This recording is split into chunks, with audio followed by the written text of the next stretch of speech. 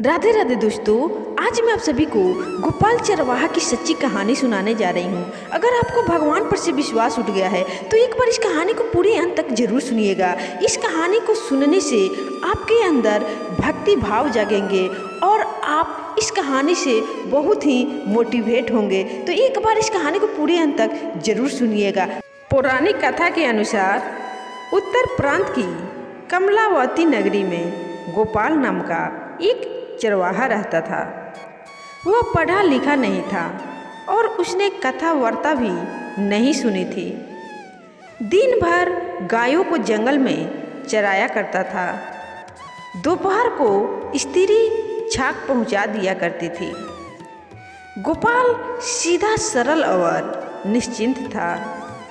उसे राम राम जपने की आदत पड़ गई थी, सो उसका जप वह सुबह शाम थोड़ा बहुत कर लेता था।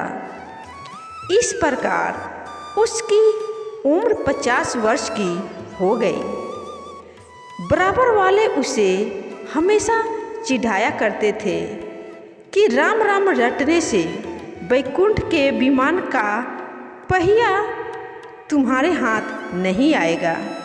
एक दिन गोपाल को उसके साथी चिढ़ा रहे थे। उसी रास्ते एक संत जा रहे थे। उन्होंने चिढ़ाने वालों से कहा, भाई तुम लोग बड़ी गलती कर रहे हो। भगवान के नाम की महिमा तुम नहीं जानते। यह बूढ़ा चरवाहा यदि इसी प्रकार श्रद्धा से भगवान का नाम लेता रहेगा तो इसे संसार सागर से पार कर देने वाले गुरु अवश्य मिल जाएंगे। भगवान का नाम तो सारे पापों को तुरंत भस्म कर देता है। गोपाल को अब विश्वास हो गया, मुझे अवश्य गुरु मिलेंगे और उनकी कृपा से मैं भगवान के दर्शन कर सकूंगा। अब वह बराबर गुरुदेव की प्रतीक्षा करने लगा। वह सोचने लगा कि गुरु जी को मैं झट से संत के बताए लक्षणों से पहचान लूँगा, उन्हें ताज़ा दूध पिलाऊंगा, वे मुझ पर राजी हो जाएंगे। मेरे गुरु जी बड़े भारी ज्ञानी होंगे, भला उनका ज्ञान मेरी समझ में तो कैसे आ सकता है। मैं तो उनसे एक बात पूछूंगा, मुझसे बहुत सी झंझट नहीं होगी। गोपाल की उत्कंठा तीव्र थी। वह बार बार रास्ते पर जाकर देखता, पेड़ पर चढ़कर देखता, लोगों से पूछता, कोई संत तो इधर नहीं आए। ना सुनकर कभी कभी व्याकुल होकर गुरु जी के ना आने से रोने लगता। अपने अनदेखे अनजाने गुरु को जैसे वह खूब जान चुका है। एक दिन इसी प्रकार की प्रतीक्षा में गोपाल ने दूर से एक संत को आते देखा। उसका हृदय आनंद से पूर्ण हो गया। उसने समझ लिया कि उसके गुरुदेव आ गए। उन्हें ताज़ा दूध पिलाने के लिए झटपट वह गाय दूहने बैठ गया। इतने में वे संत पास आ गए। दूध दूधना अधूरा छोड़कर एक हाथ में दूध का बर्तन और दूसरे में अपनी लाठी लिए वह उनके पास खड़ा होकर बोला, महाराज तनिक दूध तो पीते जाओ। साधु ने आतुर शब्द सुना तो रुक गए। गोपाल के हाथ तो फंसे थे, लेकिन संत के सामने जाकर उसने मस्तक झुकाया और सरल भाव से बोला, लो यह दूध पी लो और मुझे उपदेश देकर कृतार्थ करो, मुझे भवसागर से पार कर दो। महाराज अब मैं तुम्हारे चरण नहीं छोड़ूंगा। दूध का बर्तन और लाठी एक ओर रखकर वह संत के चरणों में लिपट गया। उसके नेत्रों से झरझर आंसू गिरने लगे। संत एक बार तो यह सब कुछ देखकर चकित हो गए। फिर गोपाल की सरल भक्ति भाव को देखकर उन्हें बड़ी प्रसन्नता हुई। उन्होंने गोपाल से घर चलकर स्नान करके दीक्षा लेने को कहा। गोपाल बोला, महाराज मुझे तो वन में रहकर गाय चराना ही आता है। स्नान पूजा तो मैं जानता ही नहीं। घर भी कभी कभी जाता हूँ। मैं गंवार हूँ, मुझसे बहुत सी बातें समझ में नहीं आती है। मैं तो उन्हें भूल ही जाऊँगा। मुझे तो आप कोई एक बात बतला दे और अभी यही बतला दे। मैं उसका पालन करूँगा। ऐसे भोले भक्त पर तो भगवान भी रीझ जाते हैं। संत ने मानसिक आसन शुद्धि आदि करके अपने कमंडल के जल से उस पर छींट मारा और मंत्र देकर बोले, देखो अब तुम्हें जो कुछ खाना हो भगवान गोविंद का भोग लगाकर ही खाया करो। इसी एक साधन से तुम पर गोविंद भगवान की कृपा हो जाएगी।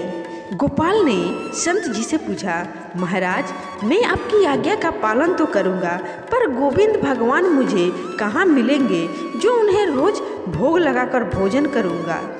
संत ने भगवान के स्वरूप का वर्णन करके कहा, भगवान तो सब जगह है, सबके भीतर है। तुम उनके रूप का ध्यान करके उन्हें पुकार लेना और उनको भोग लगाना भूलना मत। उन्हें भोग लगाए बिना कोई पदार्थ मत खा लेना। यह उपदेश देकर गोपाल का दूध ग्रहण करके महात्मा जी चले गए। दोपहर को गोपाल की स्त्री आई और छाक देकर चली गई। गोपाल को अब गुरु जी की बात स्मरण आई।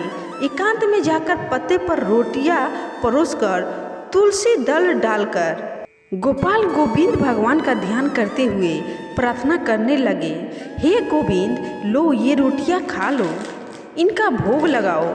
मेरे गुरुदेव कह गए हैं कि भगवान को भोग लगाकर जो प्रसादी बचे वही खाना। मुझे बहुत भूख लगी है, किंतु तुम्हारे भोग लगाए बिना मैं नहीं खाऊंगा।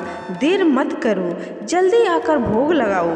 गोपाल प्रार्थना करते करते थक गया। संध्या हो गई पर गोविंद नहीं पधारे। जब भगवान ने भोग नहीं लगाया तब गोपाल कैसे खा ले। उसने रोटियां जंगल में फेंक दी और गौशाला लौट कर आया। गोपाल का शरीर उपवास से सूखता चला गया। इसी प्रकार 18 दिन बीत गए। खड़े होने में चक्कर आने लगे, आंखें गड्ढों में घुस गई। स्त्री पुत्र घबराकर बार बार कारण पूछने लगे, पर गोपाल कुछ नहीं बताया। वह सोचता, एक दिन मरना तो है ही, गुरु महाराज की आज्ञा तोड़ने का पाप करके मैं क्यों मरूं? मेरे गुरुदेव की आज्ञा तो सत्य ही है। यहाँ ना सही, मरने पर परलोक में तो मुझे भगवान के दर्शन होंगे ही। उपवास को 9 दिन और बीत गए। आज 27 दिन हो चुके। गोपाल के नेत्र अब सफ़ेद हो गए हैं। वह उठकर बैठ भी नहीं सकता। आज जब उसकी स्त्री छाक लेकर आई तब गौशाला से जाना ही नहीं चाहती थी। उसे किसी प्रकार गोपाल ने घर भेजा। बड़ी कठिनता से छाक परोसकर वह भूमि पर लेट गया। आज बैठा ना रह सका।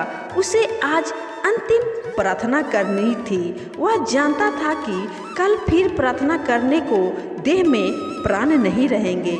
आज वह गोविंद भगवान को रोटी खाने के लिए हृदय के अंतिम बल से पुकार रहा था। यह क्या हुआ? अचानक तभी तेज प्रकाश गौशाला में आ गया। गोपाल ने देखा कि उसके सामने गुरुजी के बताए वही गोविंद भगवान खड़े हैं। एक शब्द तक उसके मुंह से नहीं निकला। भगवान के चरणों पर उसने सिर रख दिया। उसके नेत्रों की धारा ने उन लाल लाल चरणों को धो दिया।